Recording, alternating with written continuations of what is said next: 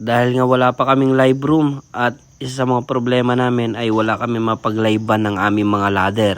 Kaya nagpagawa na kami ng live room namin. Pero ang liit lang ng budget namin. Ayun o. Magkano na yung nag-assess mo dito? Ito si madam.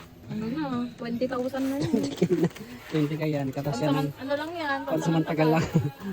Ang plano lang sana namin papataas lang namin yung live room namin. Tapos ang pinaka-budget pa namin nun is 5,000. Itataas lang. Gagawin lang siya ng isang araw. Kaso kinulang talaga yung budget namin kasi mahal nga talaga yung mga tubular. Kaya umabot na siya ng total of 20,000.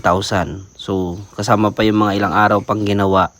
Tapos nadagdagan pa yan dahil nga nag-flooring pa kami dahil kinulang pa yung flooring. Kaya umabot lahat ng 25,000.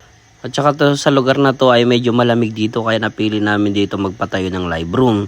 Tapos nung natapos na yan, ganito naman yung kinalabasan. Parang hindi siya maganda sa mata. Dahil nga kulang yung budget natin kaya hindi siya natapos. Dahil nga hindi pa nasarahan yung iba, yung mga natirang plywood na mga tira-tira na medyo luma na, ayan muna yung pansamantalang itatakip namin para hindi naman masyadong mainit pag umaraw. At bigla ko na lang naisip na meron nga pala kaming shading net at saka artificial grass para mas gumanda sa mata habang nagla-live tayo. Ayun nga pala yung natira nating shading net dati. Kaya kung makikita nyo, madumi yung pader. Kaya ang laki na itong tulong na itong shading net. At umorder pa nga tayo ng 4x6 meters at ayan na po sila. Sumobra pa. So ito na yung ating live room.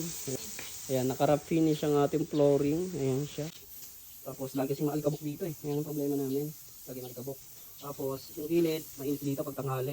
So order tayo dyan ng shading net.